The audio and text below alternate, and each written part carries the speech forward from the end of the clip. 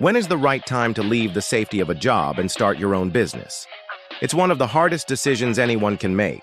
On one side lies the comfort of a stable salary, and on the other, the uncertainty of risk, but also the possibility of freedom and growth. Many people rush into this choice unprepared, while others delay for so long that their dreams fade away. Today's story is about Liam, a young man torn between survival and ambition, who found wisdom that helped him see the right path forward. In a bustling town, Liam worked tirelessly. By day, he was a salesperson in a busy company. By night, he transformed into a food seller at the local market, grilling and serving corn dogs to the evening crowds. Every step he took, every bead of sweat on his forehead, was for his wife and two small children waiting at home. His heart longed to expand his food business, to introduce new menu items and someday build it into something much bigger. But his office job drained him, leaving him exhausted both mentally and physically. The thought of resigning often haunted him. What if he quit and his business failed? What if his children went hungry because of his mistake? These questions kept him awake at night, his dreams and his fears wrestling in his mind. One Sunday, Liam took his family to the countryside to visit his elderly parents. The fresh air, the green fields, and the simplicity of village life gave him a rare moment of peace. After lunch, he wandered alone through the paths of his childhood and came across a familiar figure, Mr. Robert, a farmer who once worked in an office but had left it behind to build a thriving business. To Liam, Robert was living proof that it was possible to walk away from stability and succeed. "Mr. Robert," Liam said quietly, "may I talk to you for a while?" The farmer looked up from collecting eggs and smiled warmly. "Of course, Liam. You always had questions in your eyes when you were a boy. Come, sit with me." Liam hesitated, then poured out everything: his endless stress at work, his dreams for his business, and his fear of risking his family's livelihood.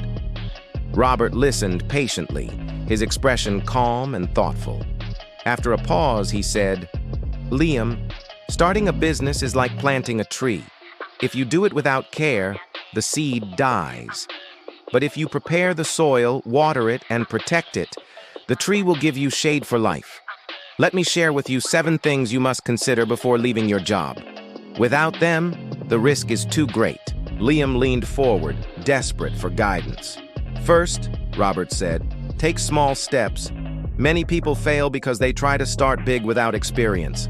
They open large cafes, stock hundreds of products, or build huge farms without even testing one. And within a year, they close. Don't rush. Start small, grow gradually, and let your experience shape your journey." Liam thought of the many businesses he had seen collapse in the city and nodded silently. "Second," Robert continued, "look at your side business income.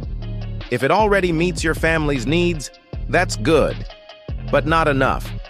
A safe point is when it earns twice as much as your household requires.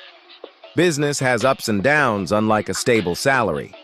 A cushion is essential to protect your family." Liam's heart tightened.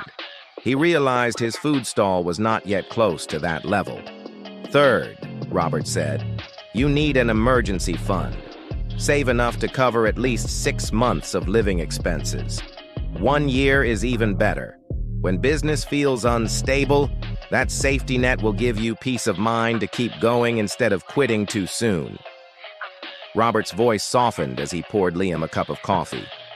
They sat under the shade of a tree, watching farmhands move about. "Fourth," he said, "ask yourself if you can manage a business, not just cook good food. It takes marketing, planning, customer service, and discipline. Many fail because they think skill alone is enough." Liam sighed. He knew he had focused only on cooking, not on the bigger picture. "Fifth," Robert added, "you need determination. Running a business is not for the faint of heart. You'll face competition, low sales, and long nights. Only perseverance will carry you through." "Sixth," he said, "look for stability. Don't quit your job after 1 or 2 good months. Make sure your business has shown consistent income for at least 3 to 6 months. Stability is proof that your dream can survive real life. And seventh, Robert finished, know the risks. Study your market, your competitors, and your weaknesses. Don't ignore them. Prepare for them. The one who understands the risks has the power to overcome them. Liam sat in silence, the weight of Robert's wisdom sinking into his heart. For the first time, he saw his decision clearly, not as a leap of blind faith, but as a climb with careful steps. "So, Liam," Robert asked gently, "are you ready to resign?" Liam looked down at his calloused hands, then lifted his eyes with quiet strength. "Not yet, but I will be. I'll prepare carefully. Thank you, Mr. Robert, for showing me the way." Robert smiled, satisfied. "Good. Dreams are worth chasing, but they must be chased wisely. Remember, patience is part of success."